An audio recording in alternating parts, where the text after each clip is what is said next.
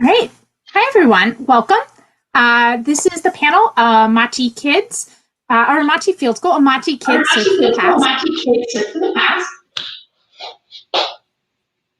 And we are here as part of the digital pilgrimage. And so today we have a panelist of different panelists. We have Dennis Fujita, Carlene Tinker, and Gary Ono. And they were all children at Amache and now have become involved in the University of Denver Amache Field School and in research on Amache and the preservation of its very important story and its past. So really quickly, my co-moderator and I, Dana Shew, are going to give you a little bit of overview on the University of Denver Amache Field School, and then on how to participate in this panel as a viewer. And then, of course, we are going to hand this.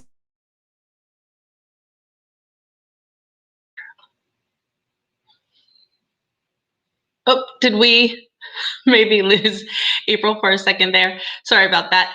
Well, I guess I'll just pick up where she left off. Oh, there you are. Come back. Good. Okay. Oh, hi. Sorry, I wasn't sure if this was just the slideshow booting up. This is our day of technical difficulties, so sorry about that.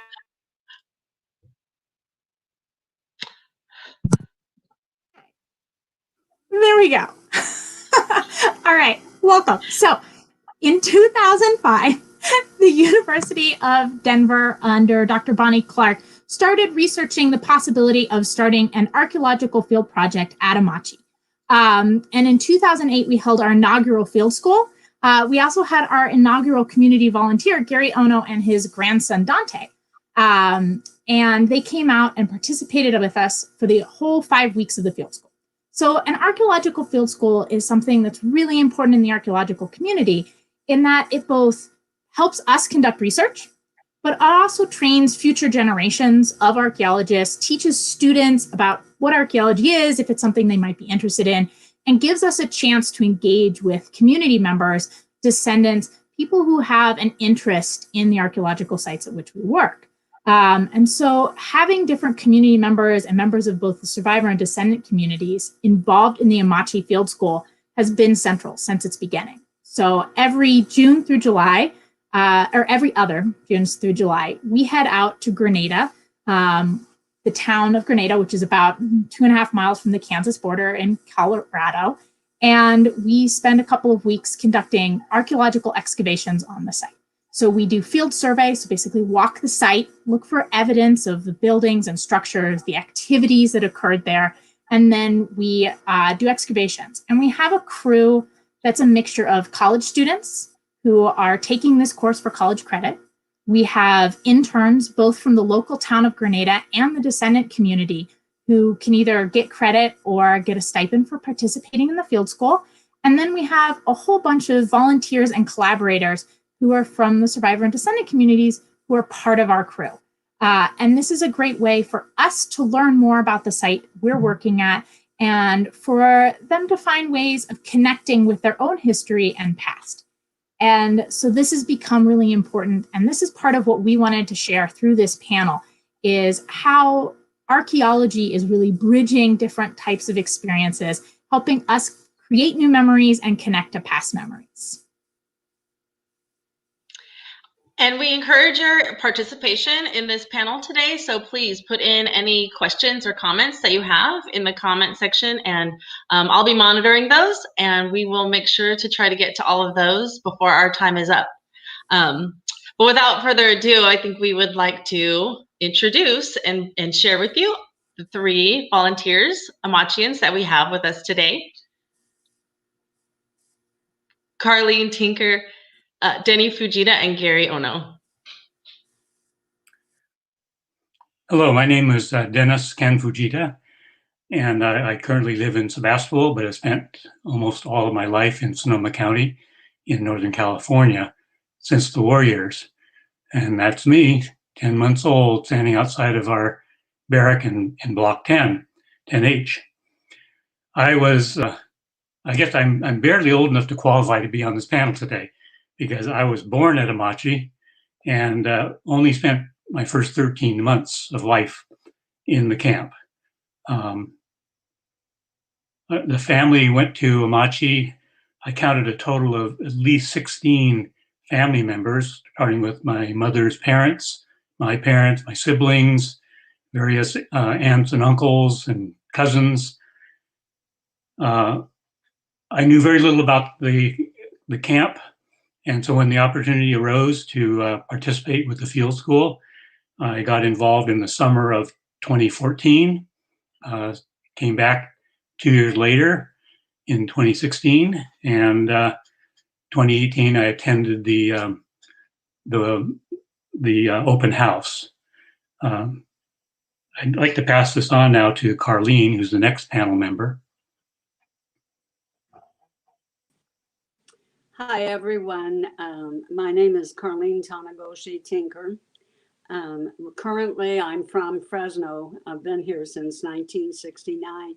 And before that, I came from Los Angeles and Long Beach area. I was just shy of 3. My birthday is August 31st, I just turned 3 because I believe we first arrived at Amache on August 27th, I believe. I don't know if I'm correct on that. As far as who I came with my mother and father. I was the only child and remained that way.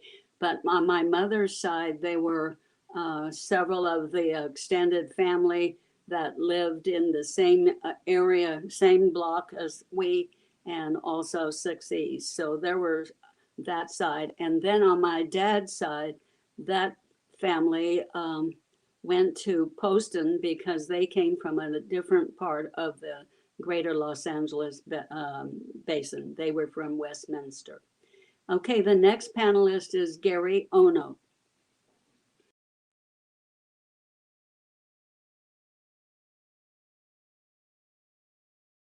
Hang on.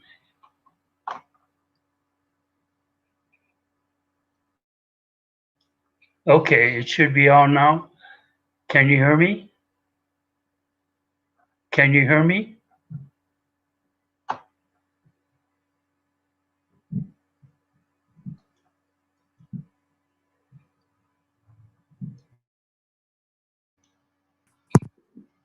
Good, we can hear you. Thank you.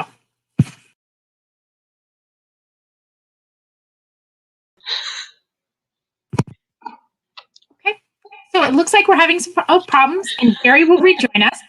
Dana and I also realized we might not have introduced ourselves because, we're just so excited about this panel today. So I'm April Kamp-Whittaker. I have been a PhD student working with Bonnie and a master's student working with Bonnie. I started at Amache in 2008. Along with Dana, we were the crew chiefs for the first field season. And so that is how we got sucked into this project. And we've been involved with all of these volunteers and this research, and it's just such an amazing opportunity that neither of us have ever actually been able to leave or to stop doing this research. So I finished my PhD on this, and now I am continuing on and enjoying every minute of it. Yeah, we can't seem to get away from Amache.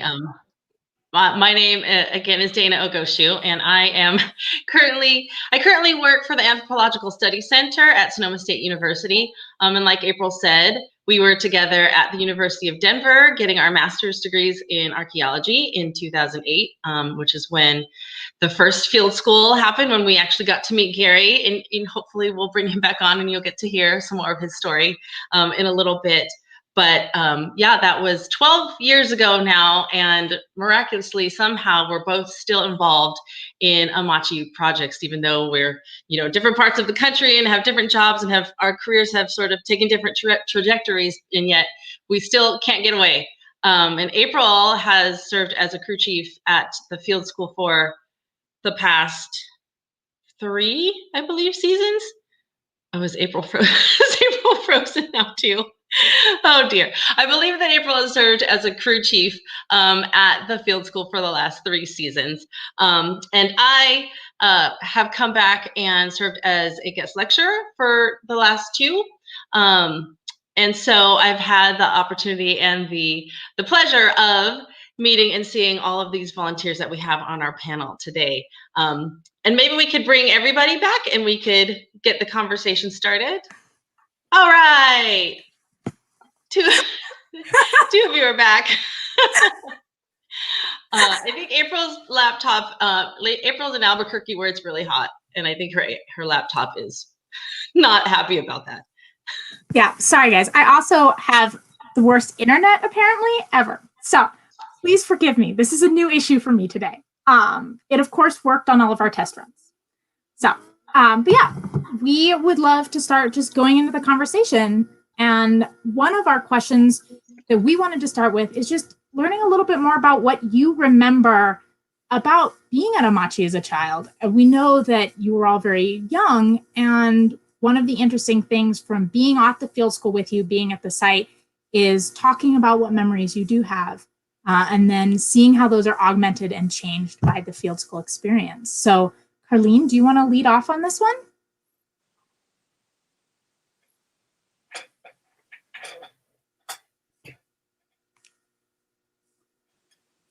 Carlene, can you guys hear me?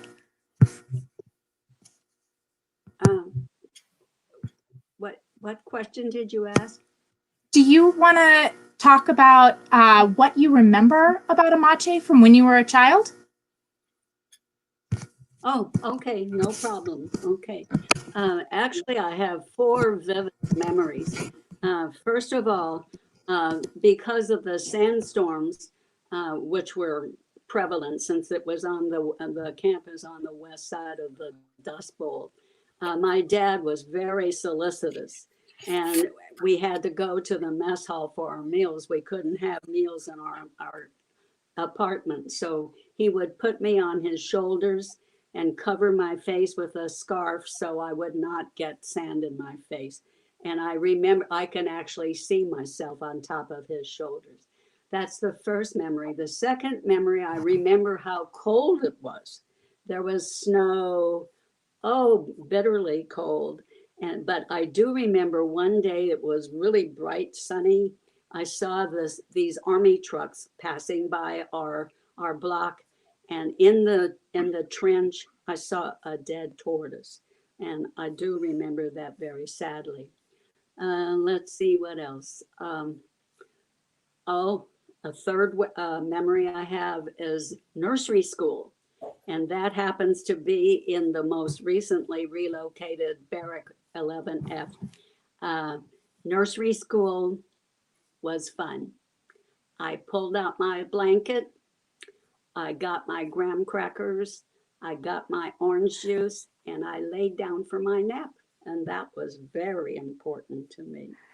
And the last thing, which coincidentally fits with one of the findings we found, I think it was in 2016 or maybe it was 14, we found remnants of bathtubs, which are called ofuros. And I remember distinctly taking a bath with my mother and my 2 maternal aunts. We would stand on the wooden platform, bathe ourselves first with soap, because you don't want to get the water contaminated. And then all 4 of us would get in this big tin tub that had water in it, that had coal heating the water from underneath. So those are the most significant things I remember. Dennis? Well, remember now, I was only 13 when we left the camp, but so it's hard to say 75 years later what were true direct memories and what I've absorbed by conversations with family members, evaluation of photographs, and so forth. But based on the photos, it appears I was an early walker, so I probably getting into trouble pretty early. There's a photo of me with a metal toy truck that was almost as long as I was tall. And somehow, and it was my favorite toy for many years after the war. So my parents must have gone to great effort to make sure they crammed that into the limited amount of space for possessions when they returned to Sonoma County. I do remember a very scary old man that lived next door. Although, again, that's probably a story related by my older siblings who used to yell at us when we made too much noise. And it was a chance in my life to spend with a lot of time with my grandparents. I don't remember being uncomfortable, so I think I received a lot of loving care during this first 13 months. All right, sorry, we're just seeing, oh, Gary. Hey, Everybody's back. I don't know. I went on a Gary hunt and we got one.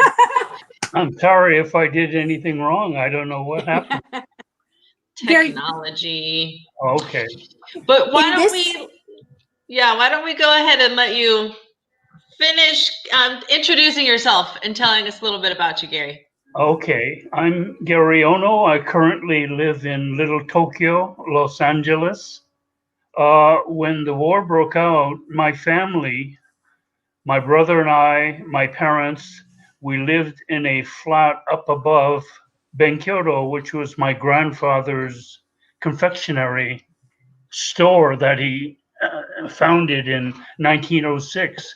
But anyway, so because of the evacuation and the immediate arrest of my grandfather, my father and his brother-in-laws, we all decided to get away from the military zone, would go inland. And it turned out that my grandfather had a farm in Turlock or Cortez.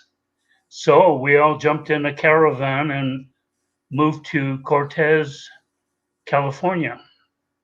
Then the army changed its mind and says, no, we're going to evacuate all of you. So they put us in Merced Assembly Center. And from there, we were transferred to Amache. And that was about September 1942. So I was about 2.5 years old at the time. I was much older than Dennis. Yeah, anyway.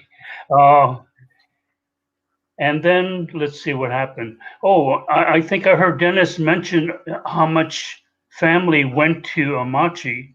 As it turned out, we had some Ono family in Sonoma County, and they were my grandparents. They were moved to Amache. So luckily, all the Onos were put together, and the Okamuras, my mother's family. So there was at least a couple of dozen of us in Amache. Gary, how did you, And- since you were, Pardon me? I was going to ask, you go ahead and finish. Sorry. I had a question for when you're done. Oh, okay. I think I'm done. Let's see. Okay, so there we are in Amache. Just before we went to Amache, my mother had my sister who was born in Merced.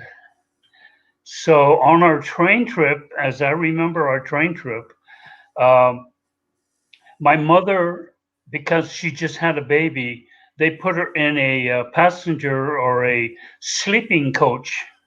So she was separate from my father, brother, and I.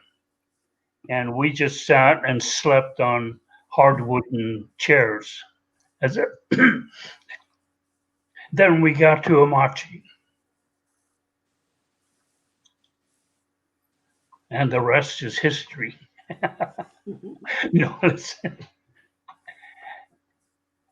Okay, I'll field any questions. Well, Gary, you were our very first inaugural volunteer.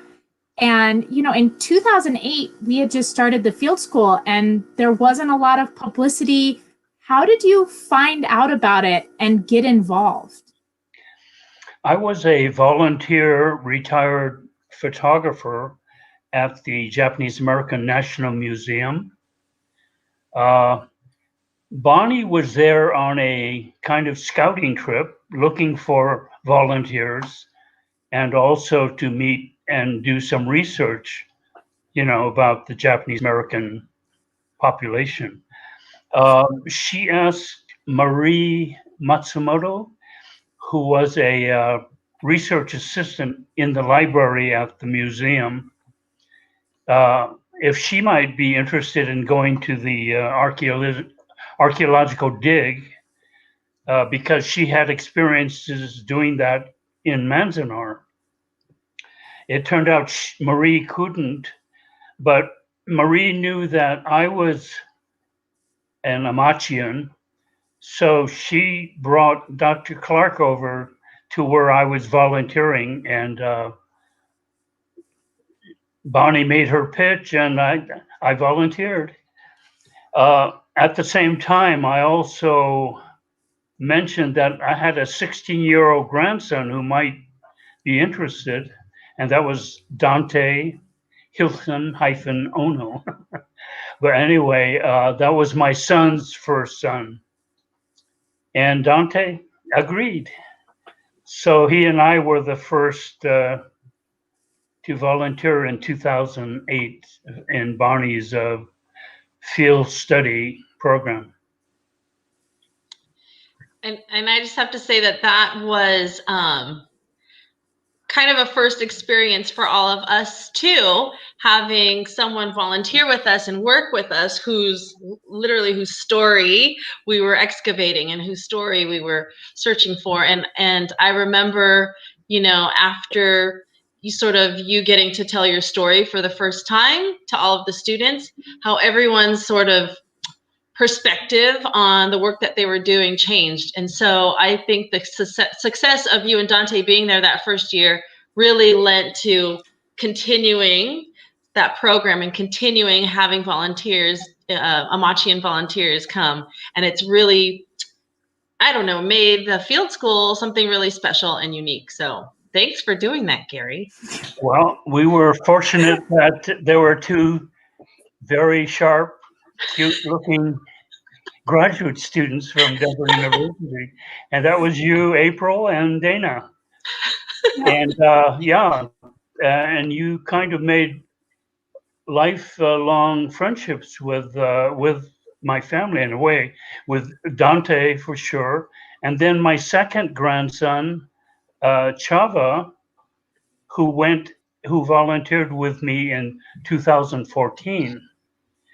And now I'm happy to announce Chava is actually going to enroll in Arizona State University, where April is now, and in archaeology. And I'd like to say, well, maybe the influence of having volunteered at Amache stimulated his interest. Yeah. So he's a good man. He'll be a great student. I hope you can help him, April. Yeah. I'll do my best. I don't know. But, this is one of the things that Dana and I were talking about and have found really interesting is how the Amache Field School has become kind of this family affair. And Dennis and Carlene and Gary, you've all brought friends and relatives to the site to volunteer or visit. Carlene, will you tell us a little bit about your first year coming and how you found out about the field school? Right. Okay. Well, first I learned about the field school when I attended a reunion of Amachians in Las Vegas in 2009. And Dr. Clark was there with her two grad students, April and Dana, and they were conducting these interviews of people who had come to the reunion. And then they were holding these special sessions, one of which I attended, and that was volunteering at an archaeological site. And so it's something that I had always wanted to do. And it was a two-for, because not only was it a dig, but it was also a chance to find out about my own camp and possibly about my own history. So I volunteered, and my first stint was in 2010, and since then I've gone every 2 years, and so I've been 5 times as a volunteer. And what I think of, the reason why I got involved is it's kind of like, if I can offer an analogy, it's like a big jigsaw puzzle. First of all, my first experience, I learned about the edges of the puzzle. In other words, I learned about the actual physical layout of the camp. And then each succeeding volunteer stint, I filled in the pieces. And every time we have found fantastic stuff. So my history, my experiences are coming together, and I really enjoy it. And I'm really disappointed we couldn't go this year. Yeah, we're definitely using this session as a stopgap to keep us going until we see you guys at the next field school. So, April? Yeah. I think Dennis could tell another family kind of serendipity event that happened 2014. Oh, yeah. I think I know what you're alluding to. Does it have to do with discovering some family connections? Right. Exactly. So I mentioned, I lied earlier. I said that I believed my family went to Amache with a total of about 16 identifiable related relatives.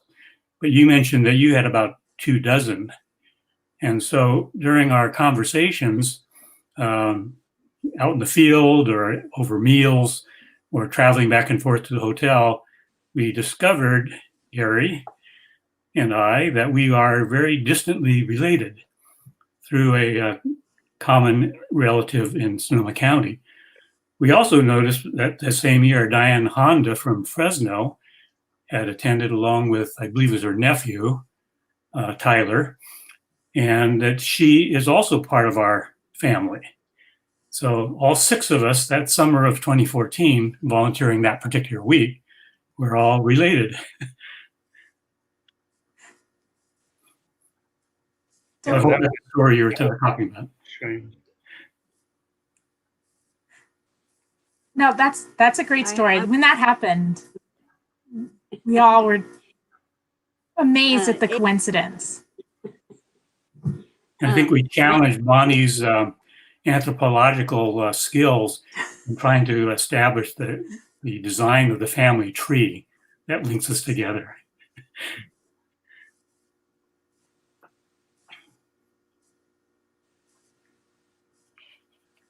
And so, Dennis, everybody else has sort of said everyone else has told the story of how they got involved.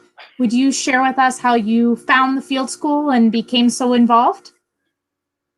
Well, I think maybe my experience was typical of a lot of younger Sansei in that we found our parents very reluctant to talk about the experience. So my main learning about the camp experience are based on a couple of letters. Don't expect you to be able to see these, but just to show the density of the type. My father apparently had narrated these letters, one from Merced Assembly Center, and it describes what life was like there and the many hardships that they experienced. And the second letter was written shortly after the trip to Amache by train. My father was very detailed in his writing. And for example, on the trip from Merced Assembly Center to Amache, took 3.5 days, described how we laid head to foot, changing socks at night so we didn't offend each other too badly with the smell. Hard seats, as Gary mentioned. But I'm amazed at the letters that he wrote to his colleague, his boss in San Francisco, and also one to family friends who looked after our property while we were gone, that the letters weren't censored, because in crossing Southern California desert and probably Southern Arizona on the Santa Fe Railroad, he describes armored personnel carriers, tanks, jeeps, armed soldiers guarding all this equipment. It was just a complete description of the inventory of war-related hardware that was being lined up and sent on its way. And all those details are part of the letters. So my curiosity after these letters were found following my father's death was piqued with them. And then when my mother died in 2004, came across a couple of oil paintings on masonite or hardboard. And it describes an artist, Mr. Ernest Kuramatsu, on the back. My mother had written Amache 1943, Mr. Kuramatsu of Carmel, California. So I really want to know more about Kuramatsu. And this led me to a book written by Professor Gordon Chang of Stanford, to Professor Yamato Ichihashi, who was probably the world's foremost expert on Japan-US relationship and economic factors and population of Japanese Americans in the US. And by the way, it turns out this particular gentleman was the angry neighbor, next door neighbor in camp. But these connections to Amache just led me eventually to discover a man named John Hopper, who was a principal and now a superintendent principal at Amache High School, or Granada High School. And I learned about the Amache Preservation Society, and conversations with John led me to become aware of Bonnie's program. So it's a long story, but that's a fairly complete description of the route I took to learn about the field school. Yeah, there's so many different ways and different connections that people have. I just wanted to share that Kirsten Leong reminded us that Diane Honda and Margaret Murakami, who is your common relative up in Sonoma County, they were part of the Amache Elder Panel that happened last weekend, which is, I think, still available up on the Tadaima site, so you guys can watch that, or anyone can watch that later. And Bonnie says she still has the family tree drawing in the archaeology lab. So it lives on. And then Annie is reminding us that this is one of the magical things that the Amache Project has been able to facilitate. And I think that's true. You know, not just these family, like not just your family connection, but I think that's happened to a lot of people, right? And has reached out into different communities and different parts of the community, and really it's connected people that wouldn't otherwise have been connected, or in ways that are unexpected. So that's one of the wonderful things about that aspect of the project, for sure. And Dana, the letters that I held up and the oil paintings have been scanned. Oh. And part of the Sonoma State collection. Okay. And I wonder if you could expedite things and make it possible for viewers to have links. Sure. To that information if they're interested. Yeah, let's do that. Thank you. Thank you. Well, and I think Carlene, in her introduction, talked a little about one of the other really interesting things that has happened as people participate in the field school is these really tangible connections to the site. So, you know, in two of the different field schools Carlene has been with us, we looked at an ofuro and she had these strong memories. We've been working with the reconstruction of the 11F barrack or recreation hall, which was the preschool. And Gary's first year, he had an amazing connection too with a piece of archaeology at the site. Gary, do you want to talk a little bit about your discovery, I think in block 9L? Yeah, I wrote an essay about that. Yeah, I have several essays, but anyway, this one I titled Significant Signature. Dr. Clark was going to show me the 9L excavation project, and we had to walk by this foundation for a lavatory or laundry room, and she wanted to show me this concrete block that was there in the middle. It was evidently built to hold water heater. And on the block, roughly, I don't know, 2.5, 3 by 3 feet, there were a bunch of signature. All the people who helped to build that concrete block proudly signed their signature. And I couldn't believe it. This one signature was definitely my father's signature. He had a unique, fancy style in his signature. And I was able to show Bonnie later an ID card with my father's ID card with his signature, and it was identical. So, yeah, that was very mind-blowing just to see a bit of evidence that my father evidently, before he started working in Denver, probably just a few months after the block was built, he was recruited to work for the Allies, and he got hired along with another Amachian, George Dote. They both went, they got a ticket to Denver, and they said, if you get accepted for the job, you're going to just stay here in Denver. And that's what happened. They were hired for their bilingual skills. They were both Kibes, and they were to translate and write broadcasting scripts for the Allies. And they would broadcast from Denver through San Francisco, long shortwave radio to Japan. It was all propaganda kind of things, but that's what my father did during the war. So backing up again, yeah, he built that concrete block with other volunteers whose names I researched and found a couple. But anyway, yeah, a number of coincidences at Amache happened. You know, it's amazing because I guess our family lives were just concentrated, focused in a concentration camp. And so, yeah, things were, anything that happened, there were a lot of connections, like in Dennis's family.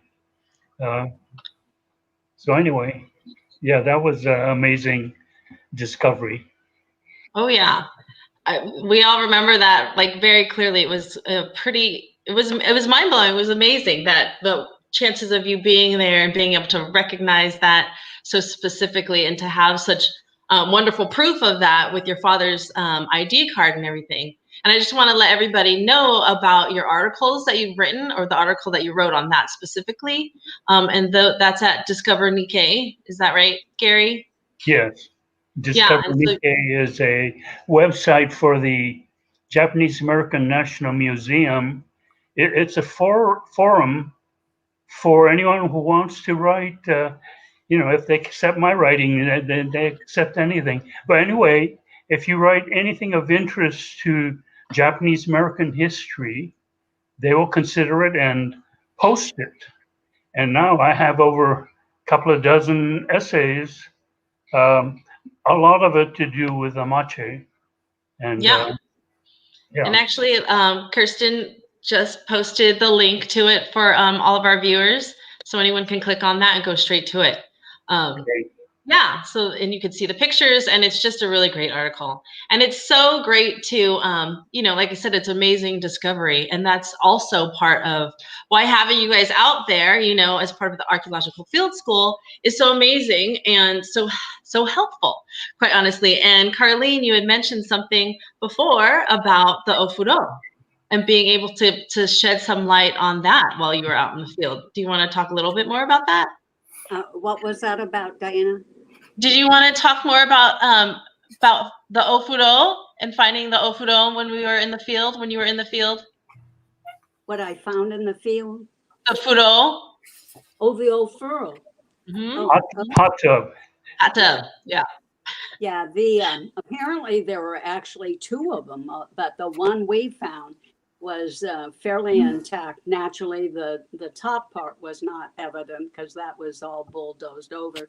But we found several bricks that laid out the area where the coal was put, and then we found a dirt area next to that where we found a lot of artifacts like hairpins and combs and things like that, which people would have shed before they went into the tub. Now, Bonnie says that the ofuros that she knew about, that she thought were there, were housed in something like a gazebo. But my recollection is that we were out in the open. We did not have a structure around our ofuro. And of course, I also don't remember where exactly it was. I was in block 11G, so maybe it was near there. But my recollection was we did not have a structure around it.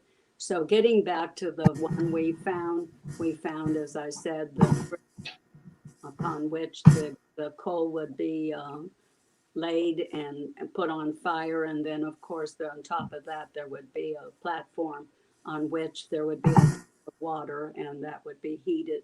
And then the people who were bathing would have washed themselves first. And that's very typical. You don't want to get the water in the tub dirty. So you wash yourself with soap first and rinse yourself off, and then you hop into the tub, and then you enjoy. My recollection is that we got in the tub, nothing around us, and we looked up, and there was stars, and it was black sky, stars. It was a wonderful bonding experience. It actually was, I think, a bonding experience among my aunts, my mother, and myself. Carlene, this is a bit of a follow-up on that. It seems like as we're doing different pieces of the archaeology every year, you kind of remember new pieces, or it connects to your history in new ways. Do you think that being part of the field school has helped you remember things that you had forgotten, or changed your experience and understanding of the past? Right. I must say, honestly, until I met you guys in 2009, it was not a subject that I thought about, my past and being in a camp, internment incarceration camp. But I met Diane Honda. She and I worked at the same high school. And she was the one who told me that she had gone to a pilgrimage. And so that was probably in the 90s. And then she showed me a brochure, and I thought, maybe I'd like to do that. And so my husband and I were traveling across the West to deliver our son's car to him when he was at Yale. And we stopped at the camp. There was nothing there. John Hopper was out coaching baseball. It was in the spring. He was coaching baseball, so he sent a kid out to show us around. The camp was closed, locked up. They did actually have a little museum in town, and he showed us that there was nothing there. Everything was, whatever had been collected was on the tables there. So when I thought, okay, when in 2009, I thought, oh, this is an opportunity. And yes, it has done an amazing thing for my own personal history. I wanted to share with you in 2010, I think you asked me who I brought with me and what my experiences were like. And I didn't even know what block I was in. So Bonnie had her directory, and she takes me out to my apartment. And I was going to be interviewed for the Colorado public radio station. So she said, okay, here you are. This is your apartment. And I said, oh, okay, how do I get in there? So she shows me you had a door, and then you entered a little, like a foyer. And so my apartment was to the right, the other one was to my left. So I get in there, and I'm standing among grass, and I'm thinking, was this where I was? And so the man who was interviewing me, televising me, talking to me, he says, what was it like? And I said, I actually can remember just standing here. I can remember where the potbelly stove was. I can remember the dividing blanket that was hung over the cord that went from wall to wall that separated the living room from the bedroom.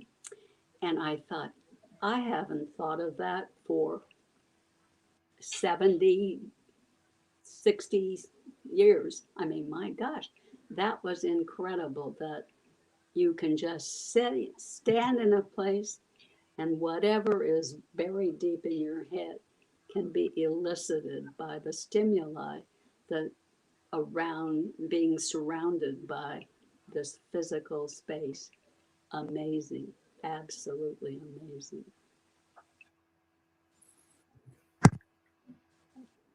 Dennis, you've told us that, you were too young to have a lot of your own memories, but I think it was 2014 or 16, you got to come with your sister, right? That's right. And did having her there kind of help you or change your experience? I mean, you also got to tour her and tell her about the work that you were doing. So can you talk to us a little bit about what that meant and how that was?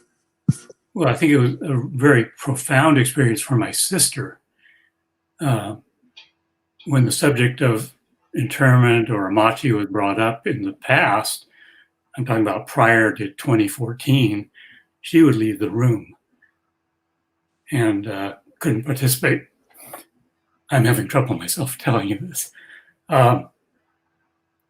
But bringing her there and working with people like Carlene and Gary and Bonnie and you and April and Dana and all the college age students and high school interns, and the enthusiasm and interest that was shown on your parts in trying to uncover what had gone on there, I discovered my sister was totally transformed. And a lot of things just cleared up in her mind. She had a very difficult experience at Merced. There was a lot of illness just in the few months that the camp there was open.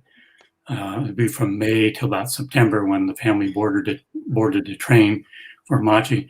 My sister came down with a severe illness and was taken from the family by soldiers to the Merced County Hospital, I believe it was, for something like 8 to 10 days. So she felt this sense of abandonment, much like has been going on recently, unfortunately, with the immigrant situation. A lot of these things cleared up, as well as some fresh memories were brought to the surface. So that's about all I can tell you about that. I did bring my brother's son, Adam Fujita, in 2014, and that was a very positive experience for both of us. My first experience as well as his. His father had passed away at age 42 when Adam was a young boy, so this gave him a chance to connect with his father's path. Wow. Dennis, your story about your sister, that's very moving. I never heard that story before. It kind of reminded me of my latest essay called Separation Anxiety. I was watching the news is how I started the essay, of the Mexican children, the border children being separated from their parents. And I was really moved. Anyway, then I started to think of my family, how it paralleled in a way. When my mother came down with tuberculosis, us 4 children had to be sent back to camp Amache I shouldn't say Camp Amache, nobody likes that, Amache, um, to be taken care of while my mother was quarantined in Colorado Springs, or Boulder, Colorado, rather. And so for over half a year, we were separated from my mother. And I look at old photos of us in camp. Yeah, I guess my mother's not around. And like what Carlene brought up about her report card, my mother had saved my report card, and on the back there was a report that says emotional control. Gary is afraid of dogs, and he cries a lot. Now, I hate to admit I was a crybaby, but then I talked to my brother Stan, he was a year older. I said, "Do you remember not being without our mother?" He said, "No." But then another report card I had from that Amache, the report says Gary's brother cries when Gary cries. So I'm just thinking, wow, we might have been going through Yeah, some kind of separation anxiety sure. over the fact that my mother wasn't around. Right. Now, my infant brother Victor was just born a month before my mother was put into the sanitarium. Well, He was put in the care of my paternal grandparents who were in their 60s. Um, and he's an infant basically. And my sister, who was 2 years younger than me, was in the care of my aunt. So anyway, we were just kind of all scattered about. So um, when I published that essay, the museum chose to have it translated into Japanese as well. NHK called me. They sent out somebody to interview me for a video spot regarding this parallel between the children being separated at the border and the parallel of us being separated in camp from our parents. But anyway, so yeah, all these things connect up. And yeah, I'm glad to hear Dennis's sister's story because that triggered, the feelings I have. Thank you.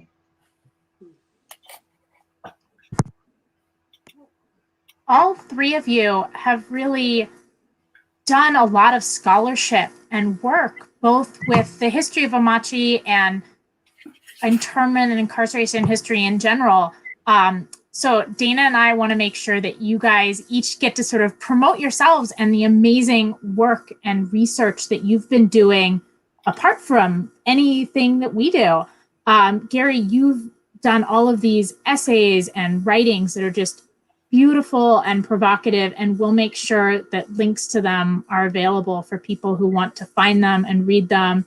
And then Carlene, you have been doing some work with Fresno State. Would you like to talk a little bit about the work that you've been doing? Sure. Actually, starting in 2010, I've been digitizing, and they are online at on the library's digital collection page. But let me back up. I got from my uncle, after going to the 2009 reunion, a box of nearly complete set of newsletters that my maternal grandpa had collected. Unbeknownst to us, we found it in his this box in his apartment when he died, and since 1960 they've been sitting in my uncle's barn. And so my uncle, after seeing my interest in Amache, gave me this box, and I said, "Oh my goodness, what is this?" And And I looked, and they were Grenada Pioneer newsletters. And I said, well, my goodness, what am I doing with these? And so I actually, on the insistence on my husband, went to have them appraised. They are nearly complete, starting with the very first issue of the newsletter. And I recently found some more that we were searching for, some of my grandpa's stuff. I found some more, and it goes all the way to June 1945. There are some missing pieces. But anyway, I digitized those. They're available through the Special Collections Research Center at the Henry Madden Library at Fresno State. Now, in addition to that, I decided that I was interested in doing oral histories. And so I started a project called Issei to Gosei Interview Project. And since 2016, I've interviewed 14 people. And they don't happen to be from Amache, although I interviewed Diane Honda. But the other people are local Japanese Americans that who consented, who agreed to be interviewed. So hopefully I'll be able to get some more money to do that. But those are the two main things that I've been doing besides giving lectures. Thank you for doing all of that work, Carlene. I think that's great. And I think we will try to get links to that up there for everyone too, or we'll put them on the site later for sure, so that everyone could have access to that. And I think Gary's articles, there's links to that already up on here, so thank you for that. We do have a question about dogs, because Gary's report card mentions you being afraid of dogs, and then we have Carlene in a picture with a dog. So what do you guys have any memories about pets at Amache, or about dogs at Amache? And whose dog is that, Carlene? Is that directed to me? Yeah. Yeah. Yeah, it's very interesting because Gary wrote to me several years ago. We talked about having dogs, or he was writing an article, No Dogs Allowed. And I said, I don't think so. And so I think I shared my picture of me with my grandpa's dog. And so Gary said, well, how did he get there? And so I did my research, and I asked my aunts and uncles, and it turns out that my aunt, who was married to a Caucasian, he did not go with her at the beginning of evacuation. And so he, being Caucasian, didn't have to come, and he could come later. And he actually transported this dog, which was Queenie, and her sibling, Whitey. And so they came to camp, they stayed with us. And my relatives said when we left camp, they got to ride on the train. Now, whether that's true or not, I don't know, but they probably left in style. And of course, that's contrary to the edict that no dogs were supposed to be allowed. Right, exactly. They were contraband dogs a little bit or something, snuck in. Do you remember dogs at camp, Gary, since your report card? Well, I jumped into a ditch, which I have a picture of my grandmother standing on a berm just at the edge of barrack number 6 where she lived. And there's a kind of, if you jump in there, that's a ditch.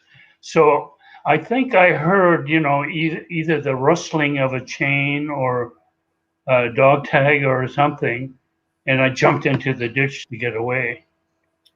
And that's one of my memories. I mean, it's one of the stronger memories. I guess fear is a strong emotion. But yeah, I've been kind of wary of animals for some time, I guess, since. But if you read my other essay, 2 parts, it was so long. It's called Doggone It. It talks about what people actually had to do when they had to give up their dogs.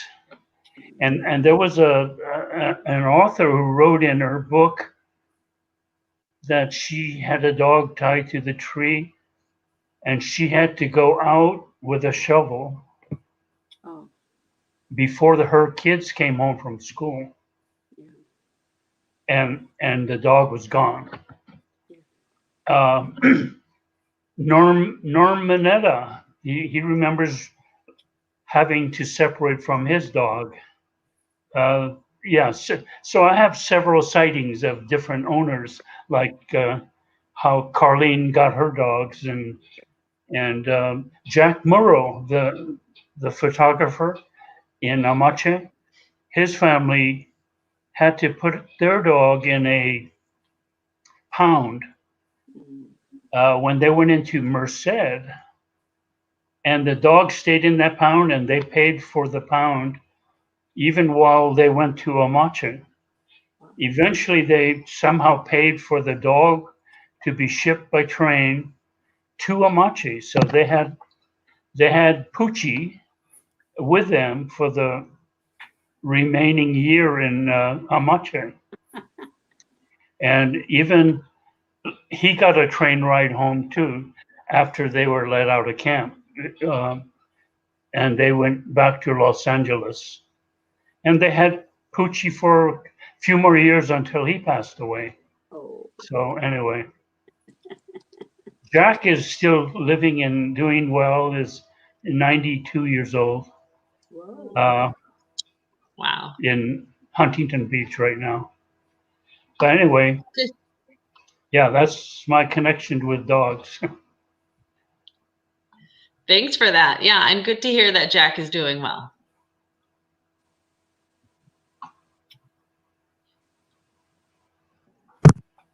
So it looks like we are getting towards the end. So we wanted to make sure there weren't any last thoughts or stories that any of our panelists want to make sure they get a chance to share before we release both our panelists and our audience.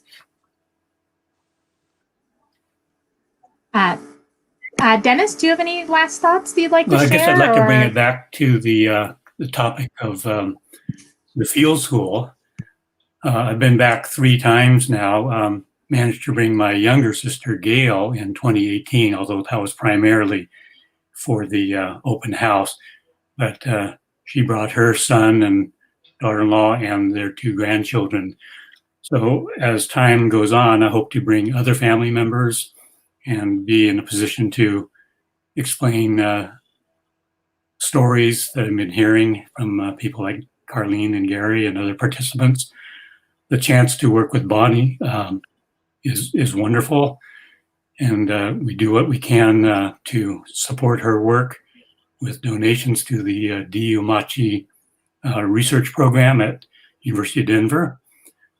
During even number years, we try to help defray costs for students, high school interns, and in odd number years, whatever other expenses come up in the conduction of research, whether it be travel expenses or going to conferences or research needs. Thank you.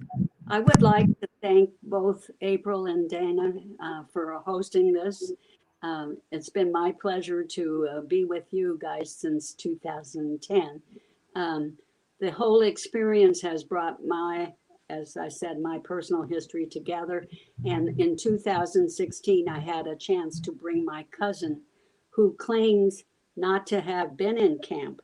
And that's kind of an interesting thing. He and his mother were allowed to come back to the West Coast in 1943 because his stepfather was Korean and he worked for he was a National Guard member, and he wrote to the WRA and the War Department and managed to get my aunt and him back to the coast. But when we were in the pilgrimage together, he can remember a lot. He was 11 at the time, and we went down to the Arkansas River, and he said, "This is where Auntie Flo and I caught fish with our bare hands." And so it brought him and me together, which would not have happened if I hadn't brought him to the pilgrimage. So thank you for the experience, and then thank you for filling in my history. It's been a wonderful ride. Thank you, Carlene. We appreciate that, and we appreciate you and everything that you bring and all of the volunteers bring. So, any parting thoughts from you, Gary? Yeah, I'm glad Dennis brought up the fact that the Denver University Field Study Program has been so very important to having Amache's history preserved and studied. It's brought people and students like yourselves to go into the field to continue to add to the knowledge behind Amache. And I just wanted to make one more plug. My baby brother Victor and my sister Sandy, I was able to take them on a road trip in my motorhome in 1998 to Colorado Springs, and then we went to a Amache reunion. And so for Victor and Sandy, it was, it was a moving experience. And I also had an interested sister, Linda, tag along with us. She's a party girl. So anyway, no, but we all had a great trip on that Colorado Spring reunion. And yeah, and thank you, all of you. Made some good friends, Dennis and Carlene and Diane Honda and so many more. So it's been a great experience. Well, I know that having all of the volunteers that are part of this field school really make the experience special for everyone involved and change the meaning of the archaeology. So we take, all of these students who don't necessarily know the significance of this history, and having these voices and these stories changes it for them and makes the site a living place in a way that I think is unbelievably valuable. So all of the work that we do is so tied up in the work that you do and in your participation and all of the support we get. So we, as researchers and as parts of this community, love hearing stories like this. And we always try to convince our past volunteers to come with their families and to open our doors to as many more volunteers and community members as we can. So the University of Denver Amache Project has a webpage, and we'll have links up for that. And we'll have a newsletter that we send out, which will have dates for the 2021, keeping our fingers crossed, field school. And as part of that field school, we always have a community open house. And we invite everybody to come and participate in those days if they can. And as you can all hear from these stories, this is an important part for them and for us. So we really appreciate all of you tuning in to listen to us and our amazing collaborators who volunteered to participate and share their stories today. So thank you all for being here. It's been a pleasure, and we've missed you guys so much this year. It's like a piece of our lives is missing a little bit, not to have the field school and weeks spent with all of you. But we're grateful for the opportunity to see your face digitally. So thanks for joining us, and thank you to the audience for joining us, and thank you to Tadaima for hosting us. Thank you all.